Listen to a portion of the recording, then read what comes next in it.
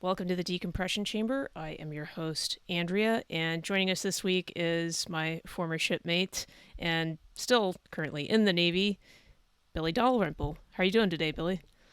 I'm doing very well, very well. Thank you for letting me participate in this. Oh, absolutely. Thanks so much for coming on. Always excited to catch up.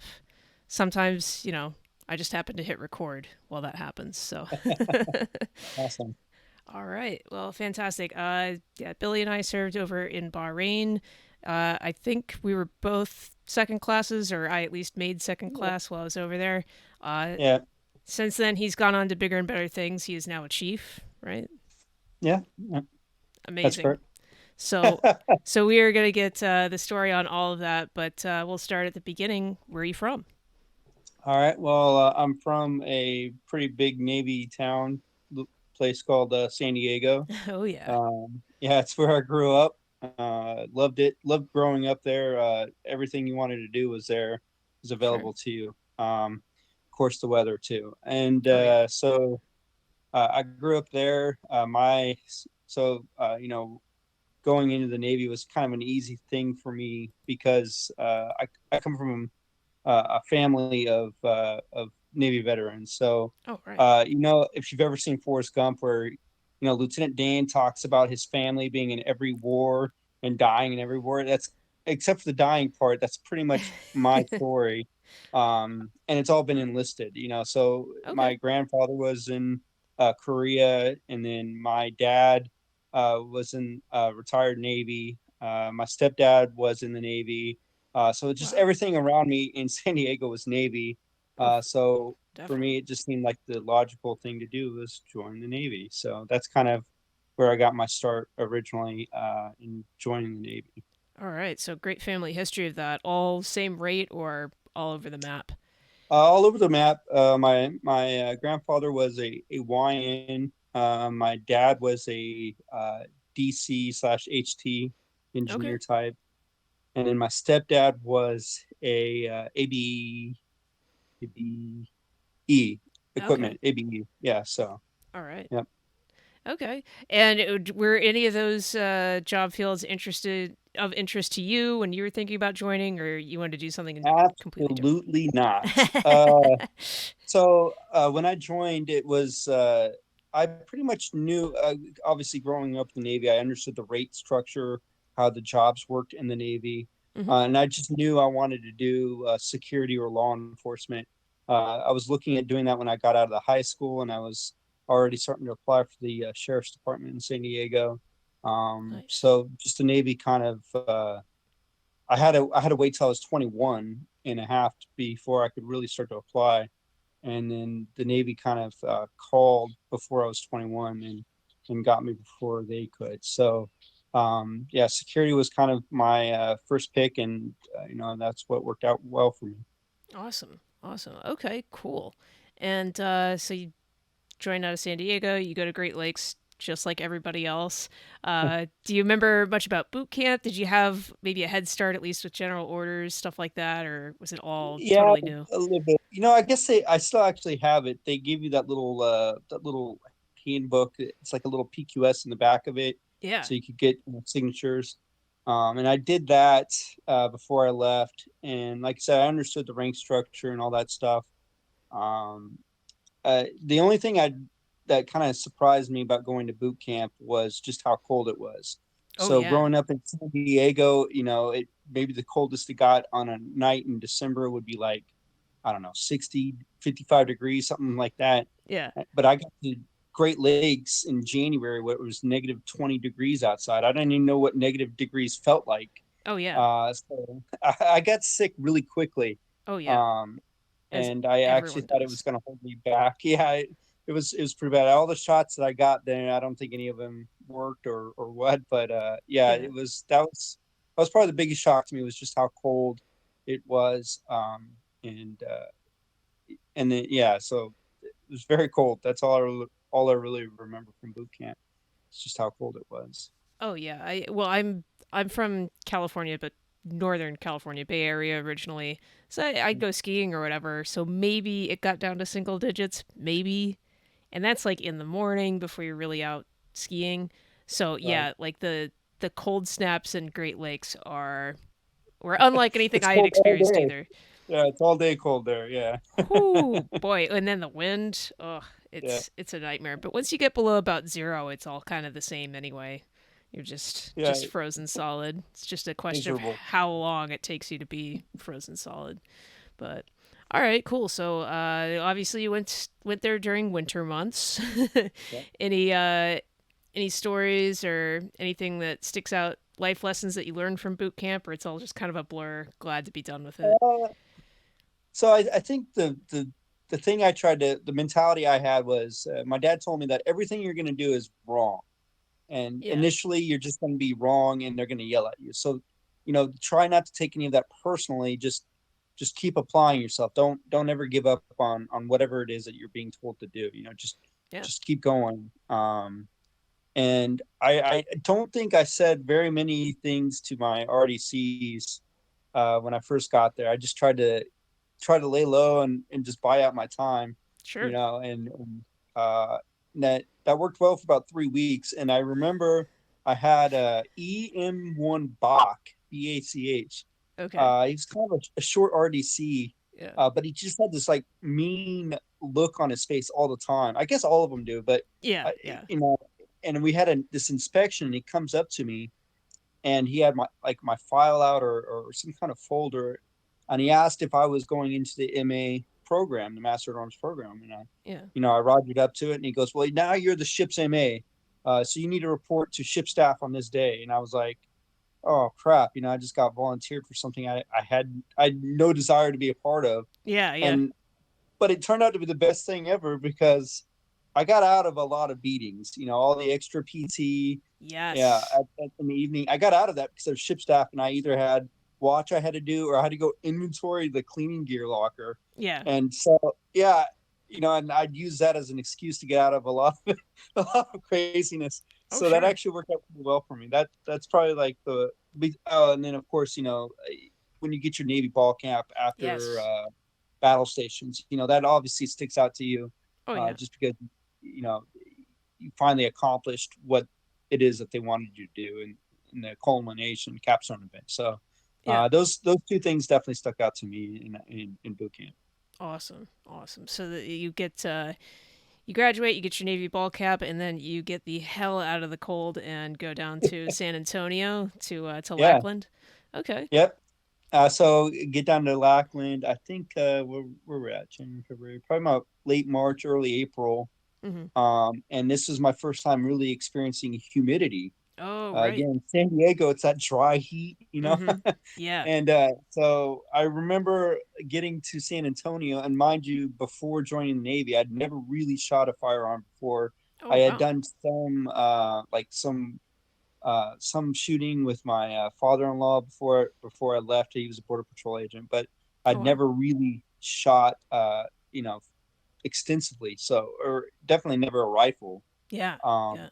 so I just remember your first 2 weeks, are you're kind of in this annexed base where all the gun ranges are, and it's just like these really old, terrible barracks. Like we had open bay showers. It was just Wow. I don't know, just kind of just old barracks, and um, yeah, I had this really messy roommate. He was a CS student, so he was there for the culinary school, and he never put his stuff away.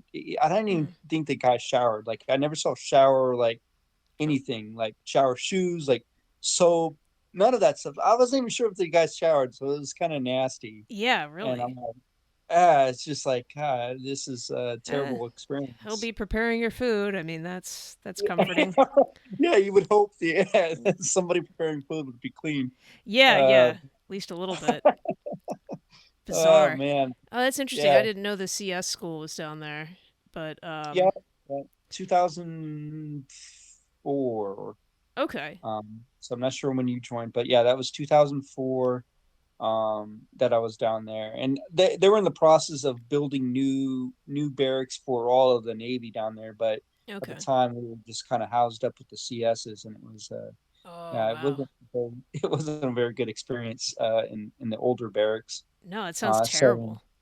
Yeah. Probably my first, big challenge that I faced in A school was shooting a rifle, which I'd never done before. Mhm. And so I have the unique experience of being, what do they say? They say I'm left eye dominant, but I'm primarily a right-handed shooter. Oh, right, right, right. Yeah. Yeah. So, you can't really get that cheek weld eye stock thing very well when you're trying to shoot that rifle. And Yeah. so I failed. And, I was that one guy when the rest of the class was like in the trailers just waiting for everybody to qualify. I was that last guy on the range to like 5 o'clock in the evening, Oh still not man. qualifying. And so they actually held me back. Oh wow. I got pushed back to another week. And so what that meant was that I had to stay in those terrible barracks for like another week for this next class, Oh and man. go and pretty much restart the whole curriculum over again. Oh, And what it a was, nightmare. yeah, it was terrible. Oh, um, but in the end, it kind of worked out really well for me because I remember that the group of guys that I ended up graduating A school with, all the guys that got stateside orders ended up going back to San Diego. So I ended up getting orders in Coronado, okay. um, Not and bad. where I was from. So I really didn't have to worry about a PCS move. I was already married Okay. before I joined the Navy, and my wife was like 7 months pregnant at the time. So we definitely didn't want to do like a PCS move in the middle of all of that, and so Oh it yeah. really worked out well for us that um, that we were just in that situation. So it Yeah. worked out well. For real. Now I forget. Going back to shooting with a rifle. Now, if your dominant hand and dominant eye are different sides, it's not a big deal for pistol, but you have to learn to shoot weak side, or whatever side is your eye dominant, right? Yeah, so I think ideally, if you're right eye dominant, then typically you're a right-handed shooter, Right. and you don't have to lean over as far to try to get that sight picture. But Right. what I ended up doing was just learning to shoot left-handed with the rifle. Damn. Um, and That's rough. but it really wasn't that bad for me because I'm kind of ambidextrous, anyways. Okay. I do a lot of things like athletically. I'm left-handed. I bat left-handed. I Sure. could throw a ball. So it's kind of weird that I just worked like that, and it worked out well.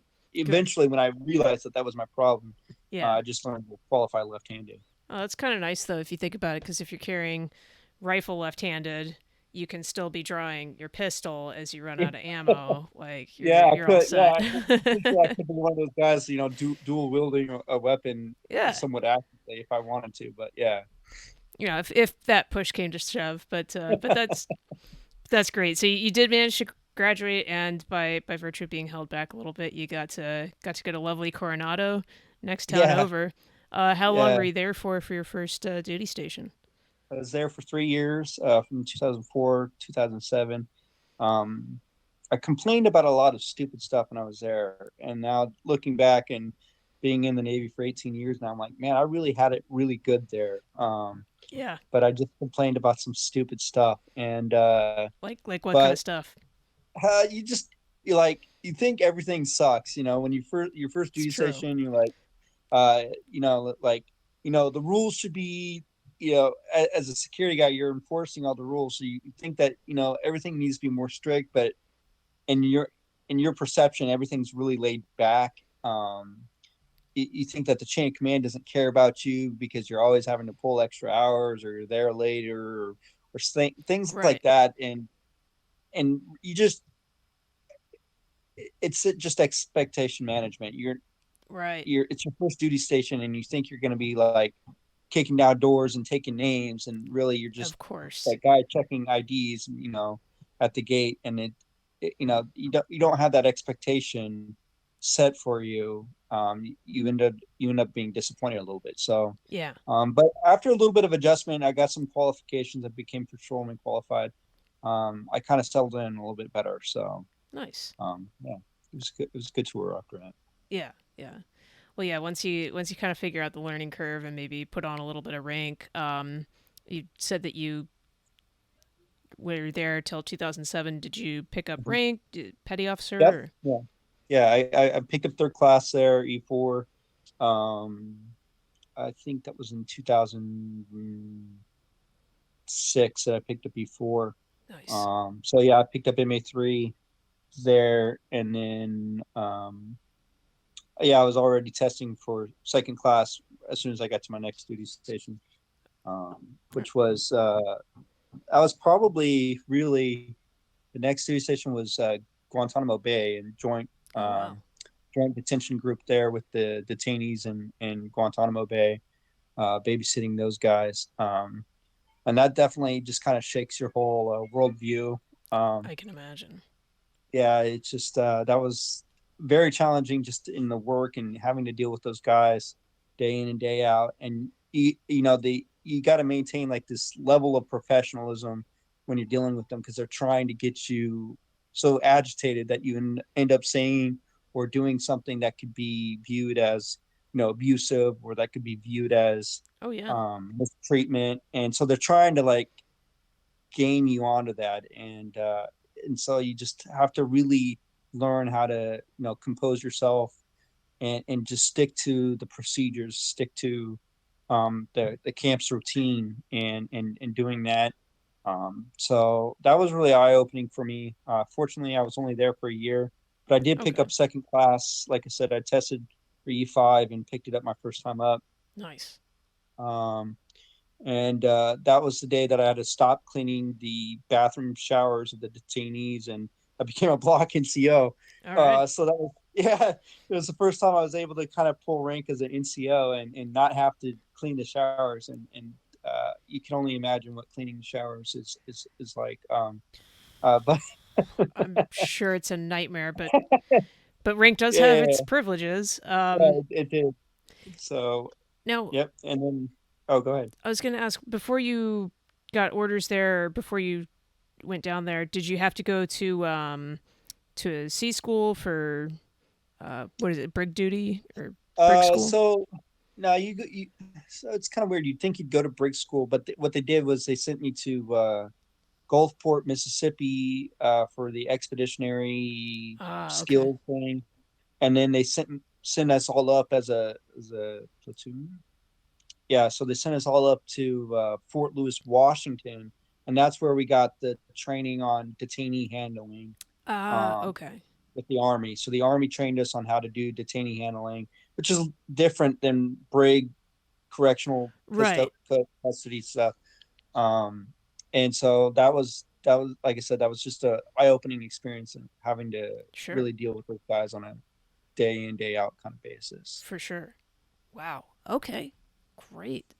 So you, like you said, you pick up E5 while you're down there, and mercifully you're only there for a year. So that brings us to what, about 2008. So Yep.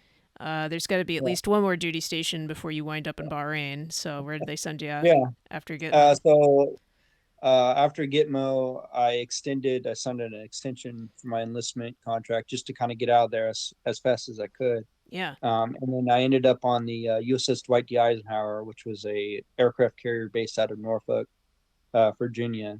Um, so I got there 4 months right before they left for their first of two deployments. So they were on Wow. basically the schedule to do back to back deployments.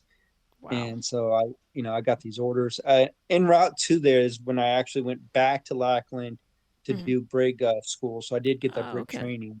Okay. Um, yeah, it was completely different. And even brig operations on a carrier with sailors is kind of a weird uh, situation because just the brigs don't get used like that anymore.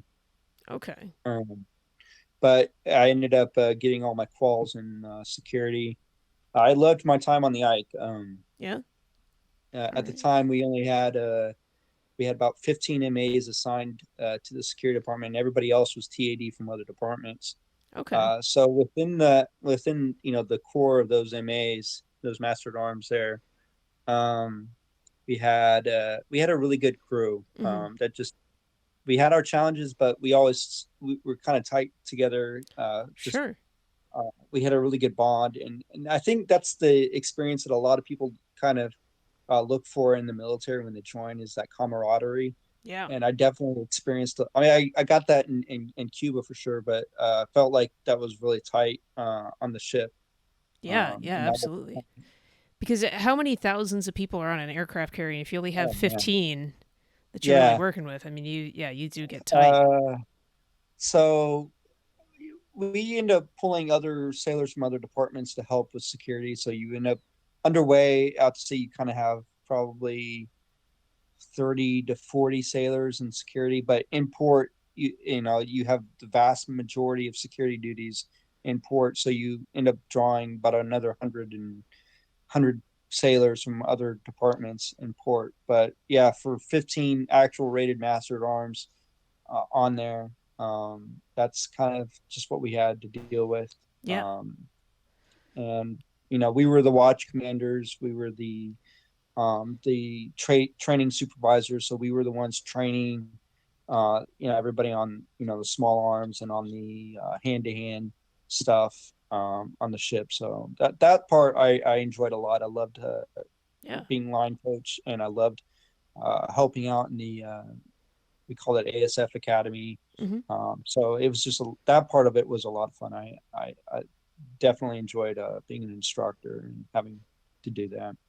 Well, yeah, and I guess I didn't realize it because I think of a master at arms aboard a ship. I just think, well, they're responsible for rounding up rowdy sailors, throwing them in a cage for however long they need to be there, or maybe overseeing, like, I don't know, restriction or anything handed down in Yeah, NJP. So you don't think about all the beneficial things that an MA does on a ship and shooting and everything like that. Um, we still had all those other duties, and like I said, when you talk about like the non-judicial punishments or the Article 15s, we did all that. The Master at Arms did that for the most part, and yeah. so you asked how many people we had out to sea with the air wing. It's about 5,000, close to 6,000 sailors on there. Wow. In port, it's about 3,000. So yeah, Okay. it's literally a city, Yeah. small town. Yeah, Yeah. Just massive, and somehow probably compacted just a bit more than say Manhattan densities. So it's really yeah, impressive. Now, one thing as you're mentioning that I think about, and I think this punishment just went away in the last couple of years, but as we all remember, E1 to E3, they could go with 3 days of bread and water. Did you ever have yeah. to administer that as a punishment? So I mean, well, obviously the captain administers it, but being the Right. brig LPO on my first deployment, our CO had a standing policy that if you were E3 and junior Hmm. and you were already on restriction, if you missed three restriction musters, you would go to captain's master Article 15 again, and then that time he would just give you 3 days bread and water. Okay. And that to me seemed like the most like archaic Yeah, draconian like measure ever. it's wild. It's like you're gonna bring back the stocks or something. Like, Yeah, in like even going through brig school, I was like, man, I can't believe we still do this in the 21st century. I know, um, but crazy. yeah, it was crazy. We had at least, it might have been a little bit more, but we had at least 20 sailors on bread and water that first deployment. Uh, Wow, that is way yeah, more than I ever would have guessed. That's so yeah, wild. yeah, that CO was all about some bread and water and kept us busy for that deployment. But I'll say. and some of the guys would just not eat any. I Yeah. remember this one guy. He was an ABH, and he was just like, he gets bread 3 times a day for an hour. So Hmm. he's like, every hour that I get bread, I'm just going to eat as much bread as possible. And I was like, I don't know how healthy that is, but Yeah, it's not a I good strategy, pal. Think about and having to pass that bread later. It's like a yeah, tennis ball. exactly. No, it just stuffed him up for days after that, and I Oh was yeah. just like, okay. Yeah. But yeah, unfortunately, the military finally realized that that was a very draconian measure and just did away with it. So It's like, laws you can't believe are on the books where it's like if you walk on the left side of the street, you're shot in broad daylight, like somewhere in Georgia, and they just like forgot to not take that law off the books. You're just like, wait, we still yeah, do this? That's yeah, crazy. yeah. Wow. So, Uh, oh, go ahead. I was just gonna say, yeah, they did away with it. I think in 2015, Yeah. somewhere around. Sounds about right. Yeah, because yeah, at least through the end of my active duty time, they were still doing that. I would check back periodically. Is this still on the? It's still there. Wow. It's got to be a Yeah. real hellish punishment if you have celiac disease, but Yeah, I don't um, know how that would work out. I'm surprised somebody didn't try to claim that, but like I can't get this punishment because I got celiac, and I'm so now I'm just gonna starve for 3 days. yeah, I'm Um, sure they could figure out something. Get them some gluten-free bread. Ugh. Um, all right. So you're on the Ike, and you said it was back-to-back deployments. So how long were the deployments? yeah. So the first deployment, of course, we get extended because that's just what happens every time. We went to Fifth Fleet, which is the Middle East, and the carrier was supporting flight operations in Afghanistan Wow. for that. So we left the end of February, and we came back in September. Wow. Yeah, so we came back to Norfolk in September, only to turn around and leave again the following January to do the Oh, same deployment we just did. wow. Um, yeah, That's rough. so I mean, 2000. This is now 2009. Yeah, so I was there from 2008 to 2012. So 2009, and then again, or 2008, and then again in 2009, were our Wow. deployments, and that's at the height of Iraqi freedom and enduring freedom Right. in the Middle East. So yeah, it's just very busy for a carrier. Oh, for sure. Wow. Okay. So, but then after those back-to-back deployments, I mean, you're still assigned to the ship. You guys are just in port, and what's that Yeah, like? so we got a little bit of a reprieve from being out to sea, and we end up pulling into the Norfolk shipyards for overhaul for maintenance. And then at that point I was like, well, I was supposed to transfer, but I wanted to extend on board because I figured, well, this will at least kind of give me more time with my kids while we're in Yes. port if they'll let me extend. So they allowed me to extend on board. So my 3 year tour ended up being more closer to 4.5 years. Okay. And then I left to go to Bahrain in 2012. Okay. Um, yep, Yeah. Same year that I got there. Um, yep. okay. So, Bahrain. Some married guys I heard got to be on accompanied orders. Is that the case for you, or it's like 1 year got No, to be away? so I at that point, back to back deployments on top of being unaccompanied in Cuba for a year definitely caused a lot of strain Oh on yeah, that marriage. as it would So anyone. Yeah. yeah, so I obviously divorced from that point. I Oh, say obviously, like that happens with everybody, not necessarily the case, but yeah, it was basically what would be 3 deployments all within a matter of 40 something months, you know. wow. Yeah, that's And difficult for so anyone. yeah, it was really tough, and so me and my ex-wife split up at that point. And so I was like, well, I'm gonna go to Bahrain for a year and pretty much just pay off all my debt, and Smart. kind of and just I figured, well, from there I'll make a decision if I'm really gonna hang in for the Navy for the long haul, or if this is something I want to do and just get out. Yeah. Because I was about reaching that 10 year mark, Oh or right. at least I was coming up to about 8 or 9 years. And I was like, well, at 10 years, I really feel like I need to make that decision if I want to just keep pushing through. Yeah. Yeah. Um, That's tipping point for a so lot of people.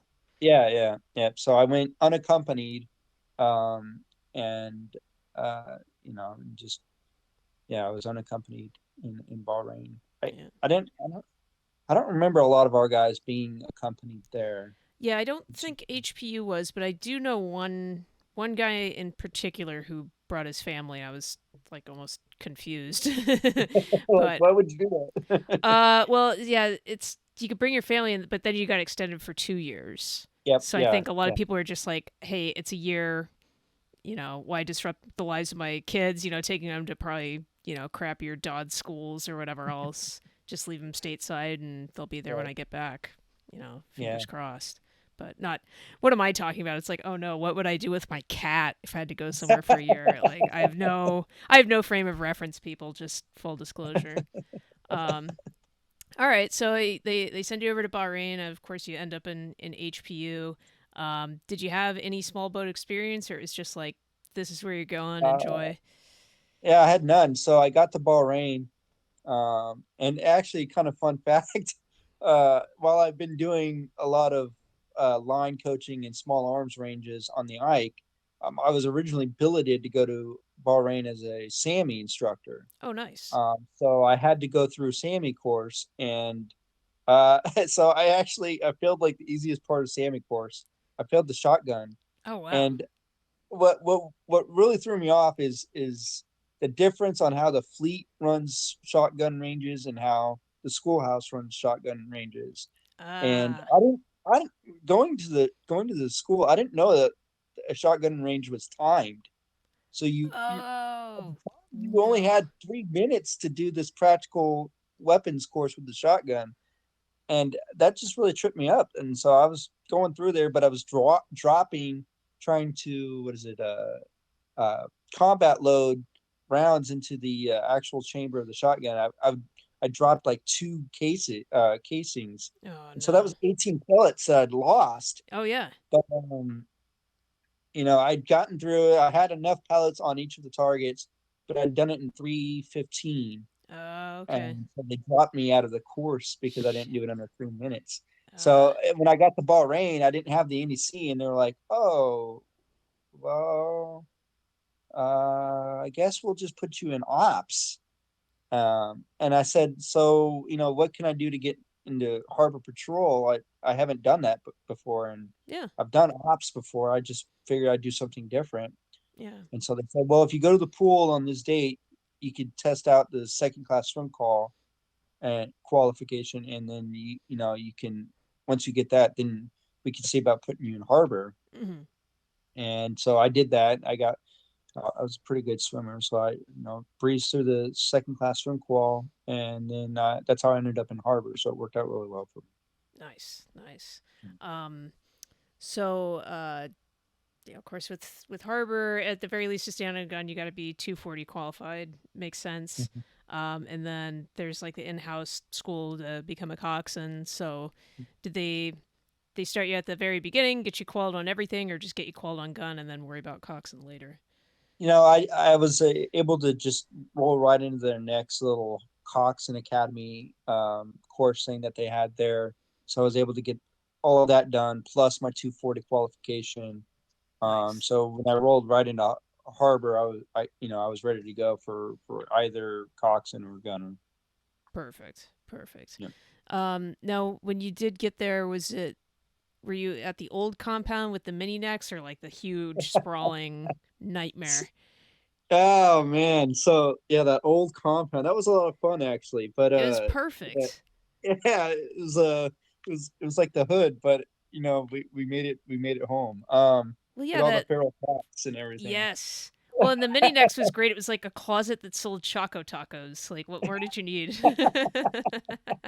Yeah, for sure. Yeah, and yeah, definitely. I don't know. I mean, I feel like I bought that place out of Monsters, but Yeah, yeah, it was yeah, with that really terrible furniture in that little lounge. But yeah.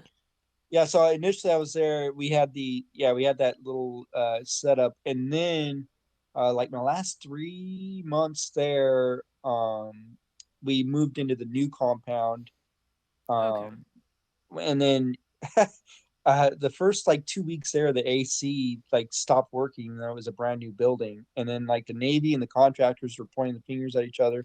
So we Yeah. had no AC in the Middle East, and it was like Oh, it was I was like crazy. I just picked up first class, so they're like, "Oh, well, you're the section leader now," um, and so I was never on a boat anymore. And I was like, "Well, that's kind of sucks the fun out of this because I loved Oh yeah. boxing, and it was stupid hot inside of a building that didn't have AC, and Oh yeah. yeah, it was awful. So the transition was rough, Yeah. and then obviously right before I leave is when everything kind of smooths itself out. So Yeah.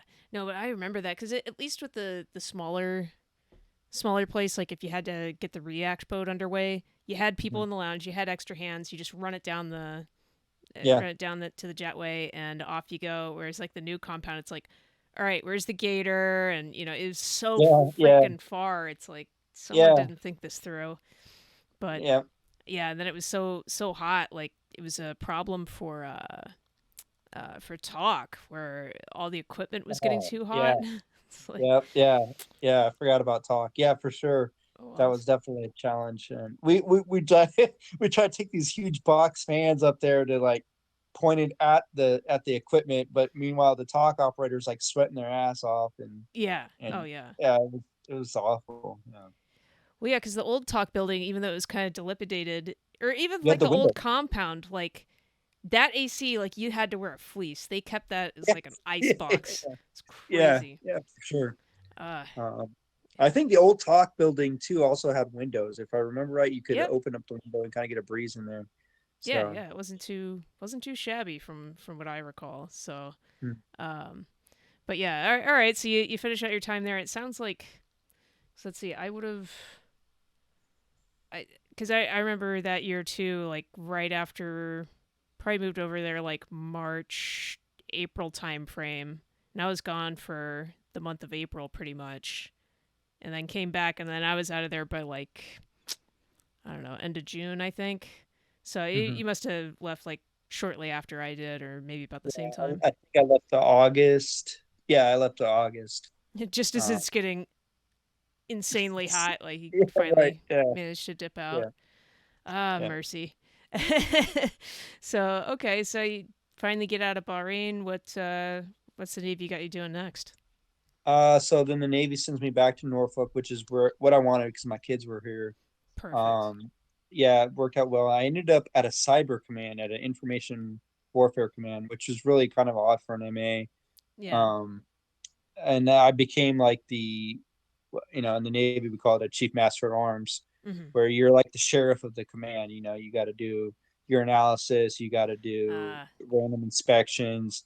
So it was kind of operationally it's shore duty. It wasn't nearly as hectic or crazy as Bahrain was or as Cuba was. right. And so I come into this shore duty billet and I'm like, all right, what's next? And everyone's like, oh, it's time to go home. And it's like 1300. I'm like, what do you mean go home? Like, Yeah. What? like, and it was Kind just of kind of nuts. this weird culture shock, just that community operates differently. It's a bunch of ITs and Oh sure. crippies and CTNs. And I mean, for what they do, they have a pretty tremendous job, but it just that wasn't my community. So it was just Yeah. a very different, just different feeling going into work every day. I didn't have Yeah. a chief that was directly over me. So as a first class, yeah, I picked up first class right before I left Bahrain, and then I got there as a E6, and they're like, "Well, this is your only job that you have to do is your analysis," and I'm like, "That's like a part time thing, like." Yeah. Yeah. That's like a collateral duty at any Yeah, command. and yeah, so I'm like, Okay, is what else do I need to do?" And so I sat down with the CMC, and he was just like, hey, we're looking at actually doing away with this billet because it just isn't needed, and there's a whole bunch of organizational changes coming, and so whatever you want to do, we'll allow you to do it, Hmm. and even if it's not a traditional MA thing, Yeah. and That's great. and so I was like, okay, where do you guys need people to do something, Yeah. Yeah. um, and he's like, well, we need another career counselor. So I ended up being Awesome. a career counselor much more than a master of arms. And I really enjoyed that. I loved That's sitting down great. with sailors and just being like, all right, here's these programs, here's these things available, here's what you could do with your career. And that kind of just that kind of took my career to a different level. Because For before sure. I was very operationally active, tactically involved in duty sections and what have you. And now I'm sitting down and actually coaching and leading Yeah. sailors. Um, and so I really enjoyed that. In a completely different environment. Like I said, I'd be like on my way home at 1400, be like, I think they're probably going to call me back into work because I shouldn't be leaving work this early, like, Right? um, Yeah. yeah. So it was, that was kind of just a weird feeling, but I took advantage of the time that they gave me and the opportunities, and I ended up picking up chief from that billet. Oh, Um, fantastic. Wow, that is yeah, quick. yeah. It shocked me too, and so I was very grateful that I had that opportunity, even though they were quote unquote killing the billet. And even the Yeah. detailer told me that it wasn't a career enhancing billet. Oh, wow. Um, But you yeah, turned so it I into was like, one, so. yeah, I was like, and that's one of my big takeaways that I tell a lot of sailors now. I'm like, whatever opportunities you're given, take advantage of it because Absolutely. you don't know what that turns into. Maybe that's a job opportunity for when you get out of the Navy, or maybe that's what helps you set yourself apart from others, and that's what gets you promoted. Yeah. So that was like really a big takeaway for me to be at that duty station in Yeah. Norfolk. Oh, that's fantastic. Yeah, Awesome. And how long were you there for again?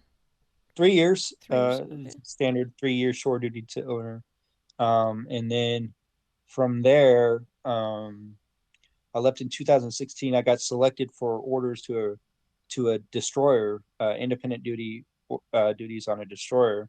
Okay. Um, so I stuck to sea duty again, and that was pretty interesting because it was a pre-commissioning ship, so the ship wasn't built yet, Oh, wow. and we were basically going to start everything. We were going to be the plank owners of the ship Mm-hmm. and start all the programs, start all of the manning, Yeah. um, Wow. and that was it was it initially it was very slow because the construction delays of the ship, just kind of keep pushing things back. But you end up going to a couple schools um, that were available for me, and then um, yeah, and then the commissioning ceremony and the commissioning piece, that's a lot of fun.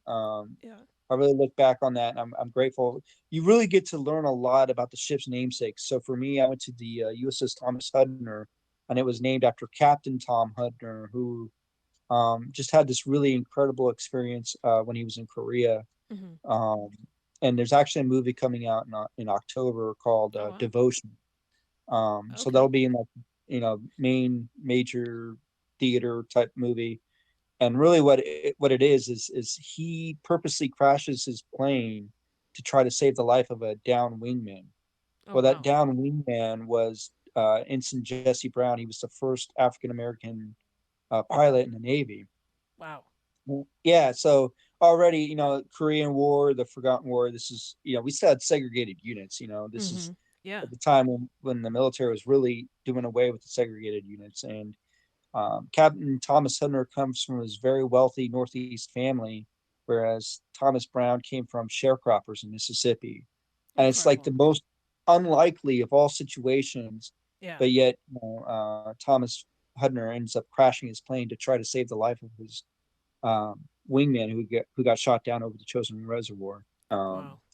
and so just learning that story, I got to meet some of those people and Captain Hudner before he passed away, and Oh, that's and Jesse incredible. Brown's family, and you don't get that experience in a lot of other ships, Sure. Oh, yeah. and that was just amazing. It was like when you talk to veterans of those foreign wars like that, it's just a different type of perspective you get from those people Mm-hmm. that just makes you really like think about how insignificant your first world problems are.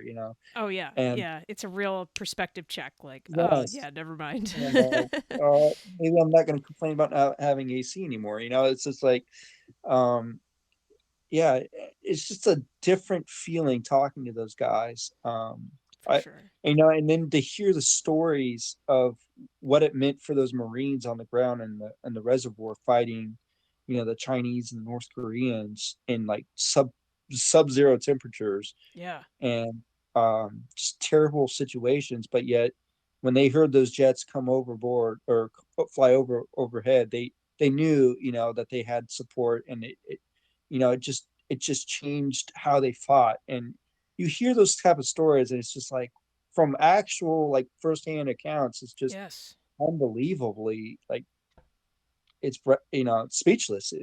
The kind of heroism and bravery, and that was such an awesome experience for me. Yeah. Um, so when we 100%. had the ship's commissioning ceremony in Boston, which of all places, Boston's a great place to a very patriotic place. The, uh, every business there opened their doors to us, and the Oh, that's so Captain cool. Thomas, yeah, Tom Hudner was such a huge figure in Boston because he grew up there in Massachusetts and Falls River, Makes and sense. it's just yeah, it was awesome. It was a great time, and one of the biggest things I loved is we had this breakfast um, with a bunch of Medal of Honor recipients because Captain Wow. Thomas Hudner was a Medal of Honor recipient. So getting to meet these extraordinary Americans and just Yeah. hearing their stories, I ended up sitting down and talking with a one of the first Navy SEALs, Michael Thornton, Hmm.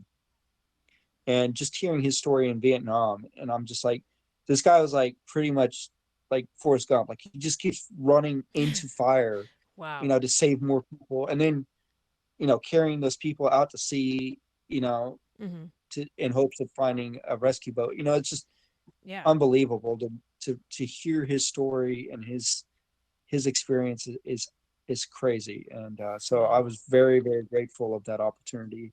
Yeah. Um, so Well, yeah, that's for sure, incredible because there's, I mean, living Medal of Honor recipients. I mean, there's fewer and fewer, with at least, from prior wars.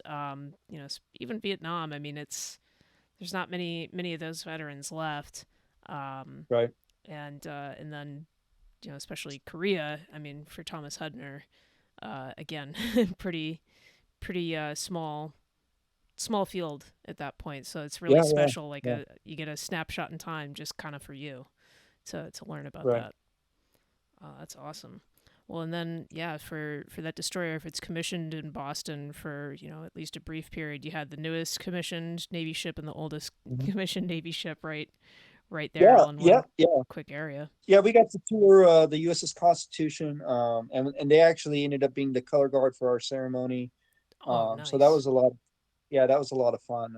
I've been to the Constitution twice. So, yeah, again, just the history. I'm kind of a nerd when it comes to the history, and great history. I loved it. Yeah, Absolutely, good time.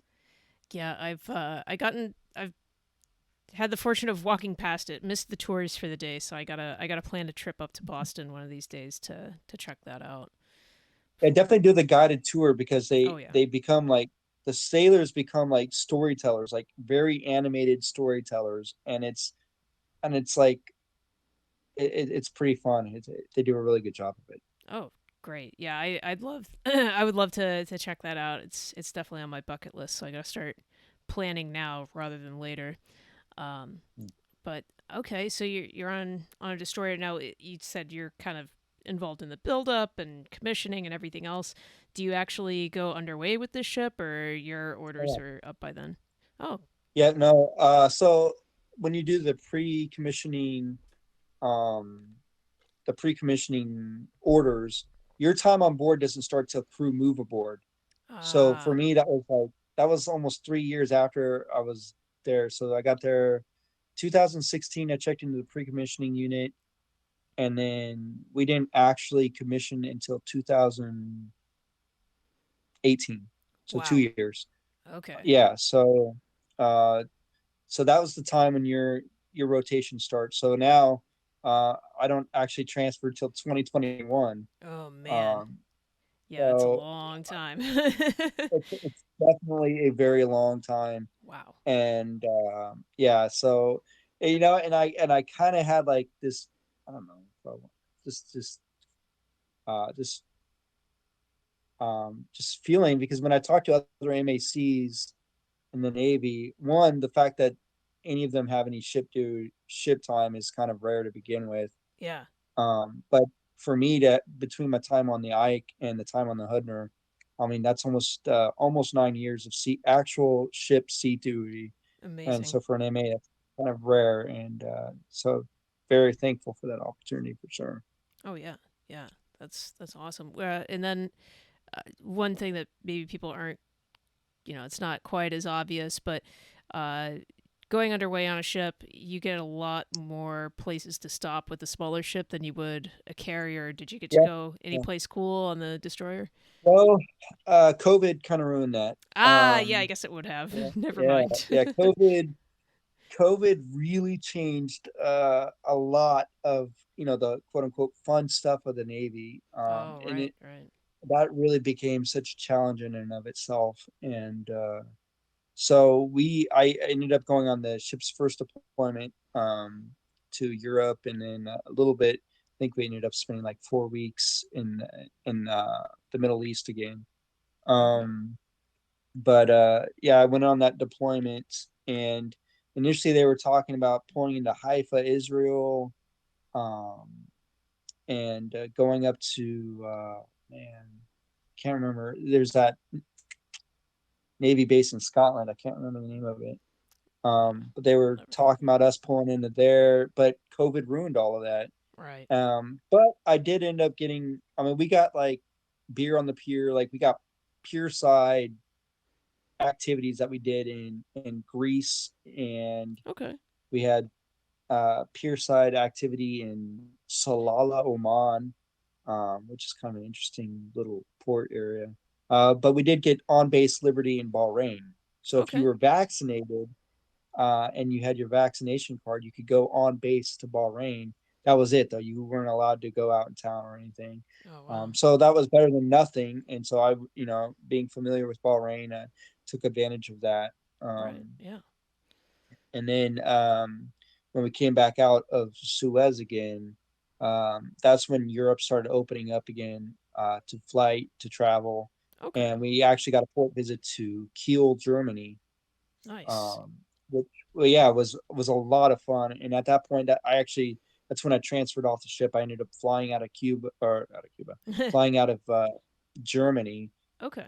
and coming back to the States when I transferred from the ship there. So that was great because I was duty free at that point, Mm-hmm. and so I didn't have any duty, and I had already turned over my job to my incoming relief, and so I got 3 days of duty free in Germany, and it was a good time. So Yeah. sure. Yeah. Not too bad. So yeah, in Kiel, that's like the northernmost Mm-hmm. German state, Schleswig Holstein or whatever else. So Yep. yeah, it's Yep. it's kind of fun to run around there and check stuff out. But had you ever Yeah. been to Germany before? I had not. Okay. And so I was very on the Ike. I got port visits to France, Italy, Turkey, uh, and Portugal.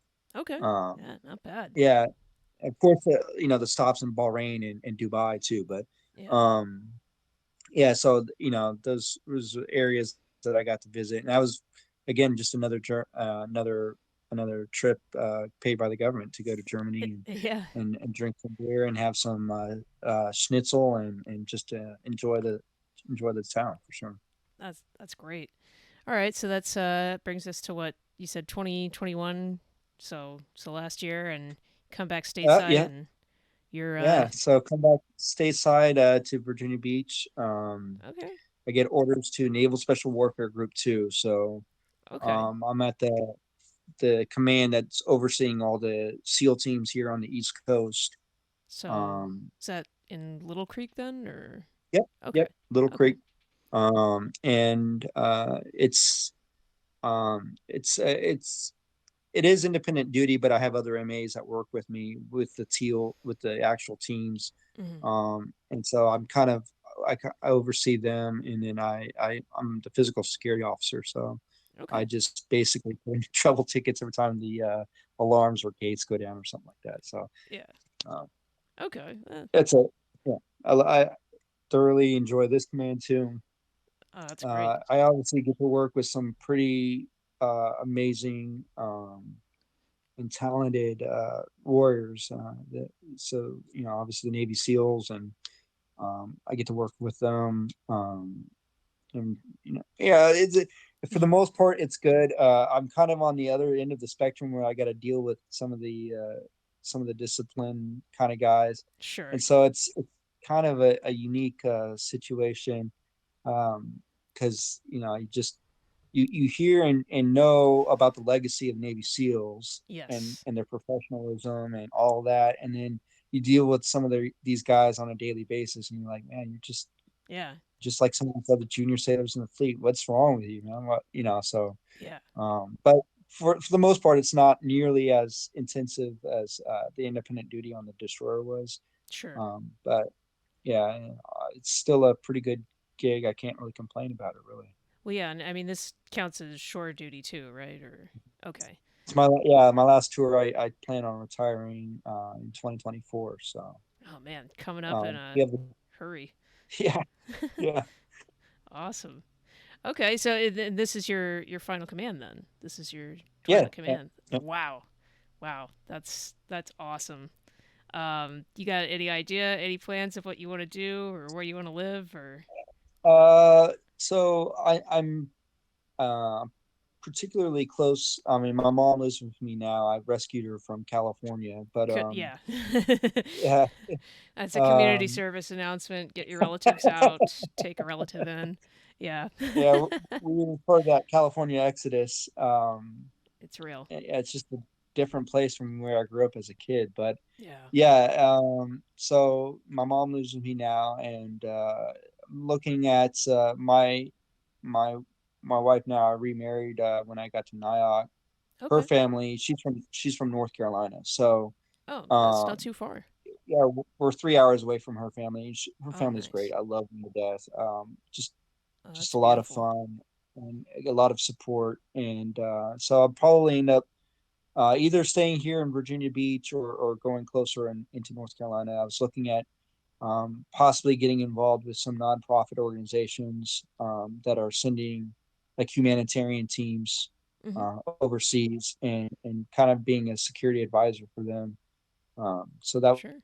that's kind of like where I'm leaning at. I just hope that those jobs are available at the time that I go to retire. And then I looked at, because I did enjoy doing the instructing and teaching in the Navy, so I have looked at going into teaching. Mhm. Um, so I have my bachelor's degree. I can do that too as another option. So Awesome. What's your bachelor's degree in? government and military studies. Yeah, strategic studies. Yeah. Okay. So Yeah.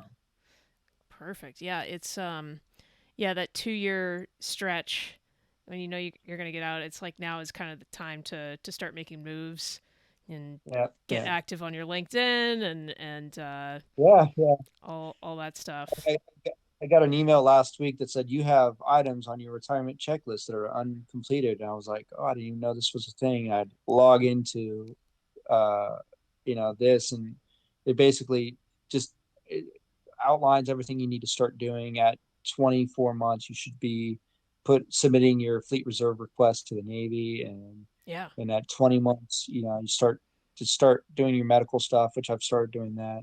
Mhm. So yeah. Wow. Yeah, it sneaks up Hard on to you. get out and to get in. Yeah. Yeah, yeah, they they take a lot longer for that. Yeah, coming in, that's shoot first, ask questions later. Pretty much.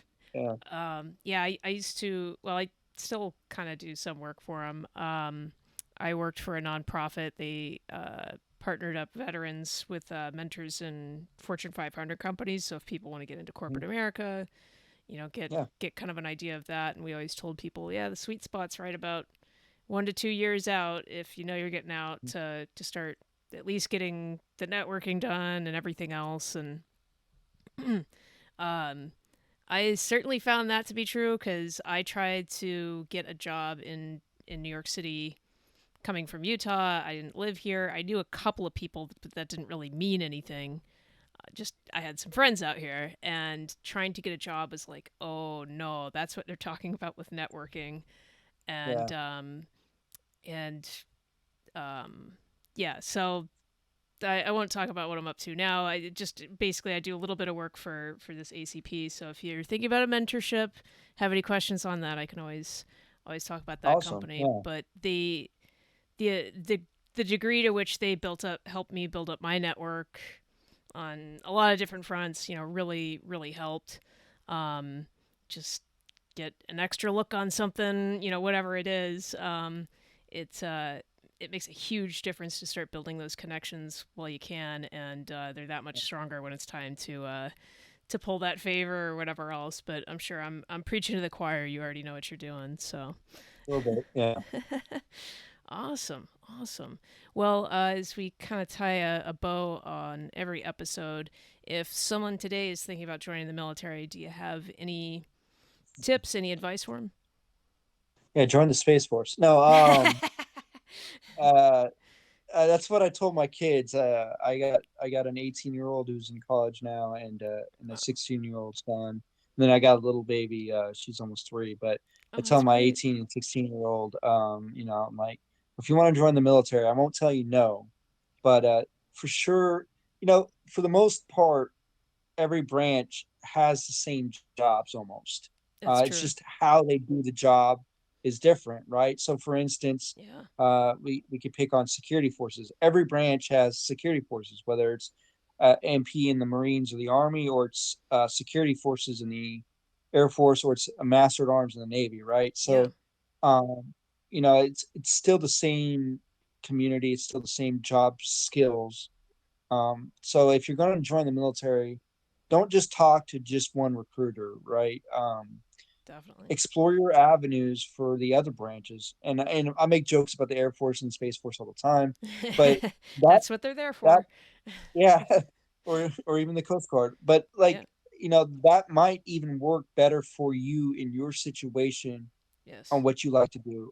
Now, maritime security, I enjoyed doing force protection in the Navy. I loved being behind a 240.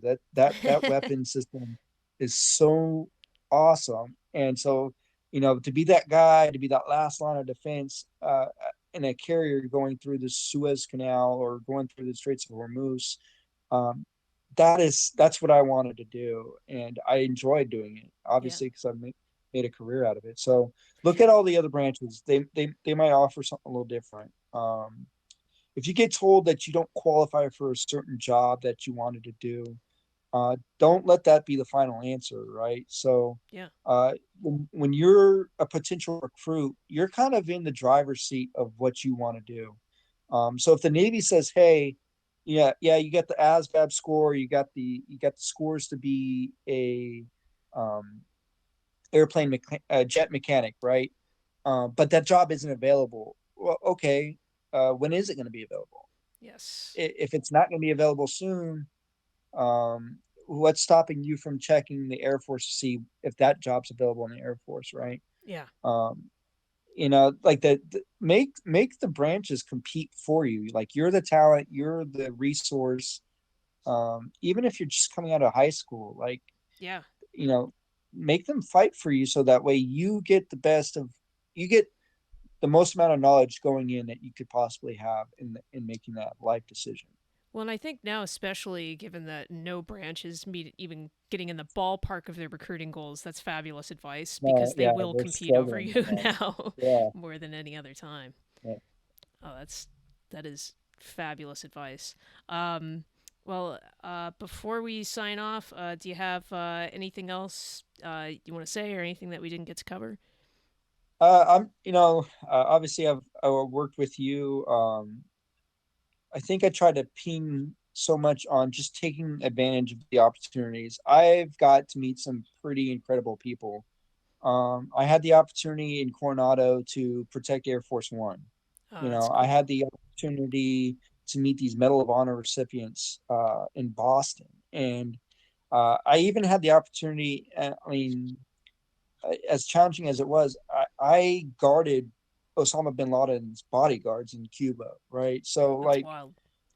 um, it's just that's so crazy to me to think about. Like, some punk skateboarder from La Mesa, California, ends up, being a guard over Osama bin Laden's bodyguards. And at the time, bin Laden was alive, so like these guys were very important to us from an intel standpoint, and it was just like I had a part in that almost.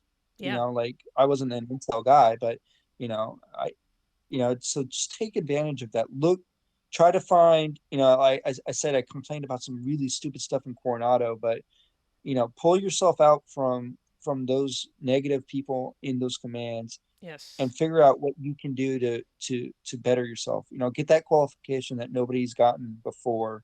Hmm. Um, do that thing that nobody that people say you can't do, right? Like use that as ammunition.